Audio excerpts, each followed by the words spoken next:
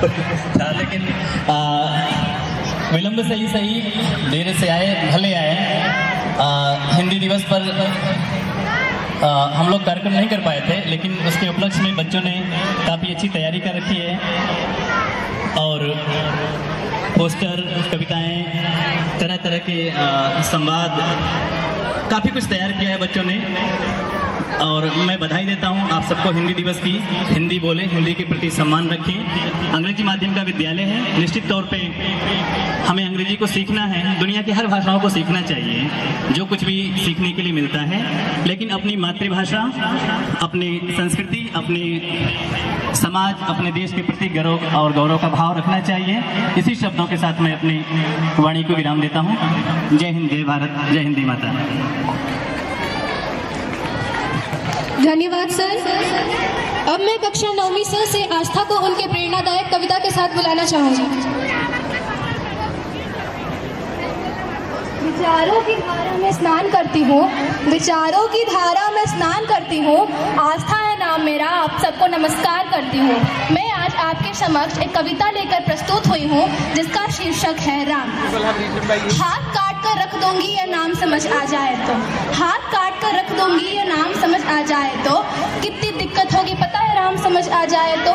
भाई राम राम तो कह लोगे पर राम से दुख भी सहना होगा, भाई राम राम तो कह लोगे पर राम से दुख भी सहना होगा। पहली चुनौती यह होगी कि मर्यादा में रहना होगा। अब मर्यादा में रहना मतलब कुछ खास नहीं कर जाना है, बस त्याग को गले लगाना है और अहंकार जलाना है। अब अपने राम लला के खातिर इतना ना कर पाओगे, अरे शबरी का जूठा खाओगे तो पुरुषोत्तम कहलाओगे।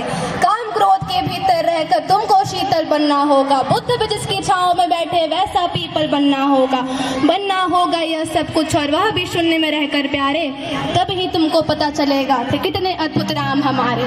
तो सबको राम पता ही होगा, घर के बड़ों ने बताया ही होगा, तो बताओ फिर क्या है राम। अरे पता है तुमको क्या है राम, या बस हाथ धनुष पर कस में बांध, वन में जिन्होंने किया गुजारा, या फिर कैसे रावण मारा, लक्ष्मण जिनको कहते भैया, जिनकी पत्नी सीता मैया। फिर ये तो हो गई वही कहानी, एक था राजा एक थी रानी। क्या सच में तुमको पता है राम, क्या वो भी आकर हम बताएं कि तुम लोगों के नाम जपो में पहले सा आराम नहीं, इस जबरदस्ती के जय श्री राम में सब कुछ। मैं अदिति सुमन कक्षा 9वीं प की छात्रा आज आप सभी के समक्ष यहाँ पर हिंदी दिवस पर अपने विचार प्रस्तुत कर रही हूँ। हिंदी जो हमारी देश की पहचान है, यह केवल एक भाषा नहीं, यह हमारी भावना, संस्कृति और हमारे विचारों को अभिव्यक्त करने का साधन है। हम हर वर्ष 14 सितंबर को हिंदी दिवस मनाकर अपनी मातृभाषा को सम्मानित करते हैं। इसी दिन सन 1949 में हमारे संविधान सभा ने हिंदी को भारत की राजभाषा घोषित किया था और इसी ऐतिहासिक निर्णय की स्मृति में हम हर साल इस दिन हिंदी दिवस मनाते हैं। हिंदी केवल एक भाषा नहीं है, बल्कि हमारे देश की सांस्कृतिक पहचान है। यह वह धागा है जो भारत के विविधता भरे समाज को एक साथ बटोरे रखता है। हिंदी में हमें कई महान साहित्यकार दिए, जैसे महादेवी वर्मा, प्रेमचंद एवं हरिवंश राय बच्चन, जिन्होंने अपने लेखनी से हमारे समाज को दिशा दी। आज हम जब वैश्वीकरण के युग में हैं तथा हर देश आगे बढ़ रहा है, हमारा भारत भी अब पहले से काफी आगे पहुंच चुका है, परंतु दुख की बात यह है कि हम अपनी संस्कृति, भाषा सभी को पीछे छोड़कर आगे बढ़ रहे हैं। क्या यह कोई चीज होती है? अब हमें यह समय आ गया है कि हम इसे ध्यान में रखें और अपनी संस्कृति, भाषा को वापस देखें। हिंदी में ही हमारी जड़ें हैं, हिंदी ही थी वो जिसने हमें हमारी संस्कार, हमारे मूल्य निर्देश सिखाए हैं। तो आइए हम सब मिलकर यह संकल्प लें कि हम हिंदी का प्रचार प्रसार करेंगे और इसे जीवन में उपयोग में लाएंगे। और अब मैं अपने विचारों को एक छोटी कविता के माध्यम से समाप्त करना चाहूंगी, जो कि हिंदी की वर्तमान स्थिति हमारे देश में कैसी है इसको बता रही है। तो यह कुछ इस प्रकार है कि सभ्य देश था, सभ्य वेश था, सभ्य हमारी भाषा थी, बनी रहे अपनी यह पूंजी, हमारी यही अभिलाषा थी। कहाँ गई अपनी यह पूंजी, कहाँ हमारा वेश है, भूल गए क्या भारतवासी बापू का यह देश है।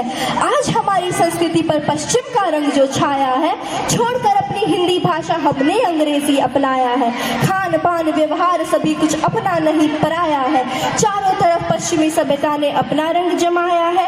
और तो और यह नेता अपने भी इसकी गुलाम हैं, भाषण देते अंग्रेजी में कहलाते महान हैं। देश आगे बढ़ गया पर हिंदी पीछे रह गई। इस भाषा से जो अब हम नजरें चुराते हैं, क्योंकि हम ही हैं वो जो हिंदी बोलने से शर्माते हैं। आखिर इन्हीं बच्चों के अंग्रेजी में नंबर कम आते हैं और यह बोलने से भी घबराते हैं, पर रुतबा के लिए पूरी जान लगाते हैं, क्योंकि हम ही तो हैं वो जो हिंदी बोलने से शर्माते हैं।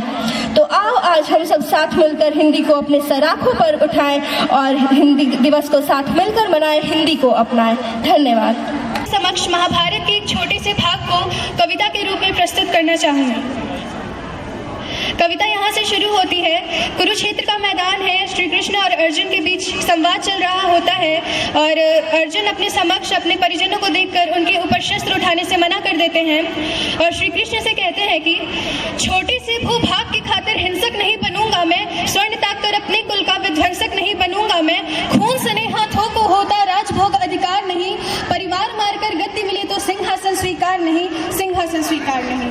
रथ पर बैठ गया अर्जुन और मुंह माधव से मोड़ दिया, रथ पर बैठ गया अर्जुन और मुंह माधव से मोड़ दिया, आंखों में आंसू भर करके गांडीव हाथ से छोड़ दिया। गांडीव हाथ से जब छूटा माधव भी कुछ अबलाए थे, शिष्य पाठ पर गर्व हुआ और मन ही मन मुस्काए थे।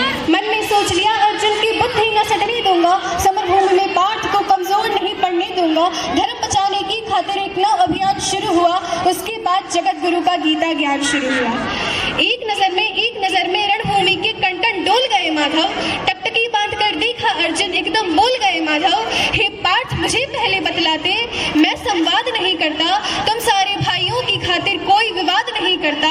पांचाली के तन से लिपटी साड़ी खींच रहे थे वो, दोषी वो भी उतने ही थे, जबड़ा भींच रहे थे जो, घर की इज्जत तड़प रही कोई तो टूक नहीं बोले, पौत्र बहू को नग्न देखकर गंगा पुत्र नहीं खोले। तुम कायर बनकर बैठे हो ये पार्थ बड़ी बेशर्मी है, तुम कायर बनकर बैठे हो ये पार्थ बड़ी बेशर्मी है, संबंध उन्हीं से निभा रहे जो लोग यहाँ अधर्मी हैं।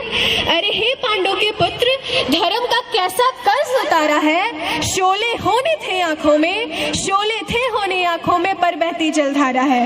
गांडीव उठाने में पाठ जितनी भी देर यहाँ होगी, इंद्रप्रस्थ के राजमहल में उतनी अंधेर वहाँ होगी। अधर्म धर्म की गहराई में खुद को नाप रहा अर्जुन, अश्रुधार फिर तेज हुई और थर थर कांप रहा अर्जुन।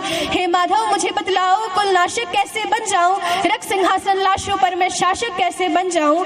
कैसे उठेंगे ये कर उन पर जो कर पर अधर लगाते हैं, करने को जिनका स्वागत ये कर भी स्वयं जुड़ जाते हैं। इन्हीं करों ने बाल्यकाल में सबके पैर दबाए हैं, इन्हीं करों को पकड़ करों में पिता महा मुस्काए हैं। अपने बाणों की नोक जो इनकी ओर करूंगा मैं, केशव मुझको मृत्यु दे दो उससे पूर्व मरूंगा मैं, केशव मुझको मृत्यु दे दो उससे पूर्व मरूंगा मैं। बाद युद्ध के मुझे न कुछ भी पास दिखाई देता है, माधव इस रणभूमि में बस नाश दिखाई देता है। बात बहुत भावुक थी किंतु जगत गुरु मुस्काते थे और ज्ञान की गंगा निरंतर चक्रधारी बरसाते थे। न सत्ता सुख से होता है, न सम्मानों से होता है, जीवन का सार सफल केवल बस बलिदानों से होता है। देहदान योद्धा ही करते हैं, देहदान योद्धा ही करते हैं, न कोई दूजा जाता है। रणभूमि में वीर मरे तो शव भी पूजा जाता है, शव भी पूजा जाता है। योद्धा की प्रवृत्ति जैसे खोटी शस्त्र बदलती है, वैसे मानव की दिव्य आत्मा दैहिक वस्त्र बदलती है। मान और सम्मान बताओ, जीवन का अपमान बताओ, जीवन मृत्यु क्या है माधव, रण में जीवन दान बताओ। काम क्रोध की बात कही तो मुझको उत्तम काम बताओ, खुद को ईश्वर कहते हो तो जल्दी अपना नाम बताओ। इतना सुनते ही माधव का धीरज पूरा डोल गया, तीन लोक का स्वामी फिर बेहद गुस्से में बोल गया। अरे कान खोलकर सुनो पाठ, कान खोलकर सुनो पाठ, मैं ही त्रेता का राम हूँ, कृष्ण मुझे कहते हैं सब मैं द्वापर का घनश्याम हूँ। रूप कभी नारी का धरकर मैं ही केश बदलता हूँ, धर्म बचाने की खातिर मैं अनगिन वेश बदलता हूँ। विष्णु जी का दशम रूप में परशुराम मतवाला हूँ, नाग कालिया के फन पर मैं मर्दन करने वाला हूँ। बाकासुर और महिषासुर को मैंने जिंदा गाड़ दिया, बाकासुर और महिषासुर को मैंने जिंदा गाड़ दिया। नरसिंह बनकर धर्म की खातिर हिरण्या कश्यप फाड़ दिया, हिरण्या कश्यप फाड़ दिया। ये रथ नहीं तनिक भी चलता है, बस मैं ही आगे बढ़ता हूँ। गांडीव हाथ में तेरे है पर रणभूमि में मैं लड़ता हूँ।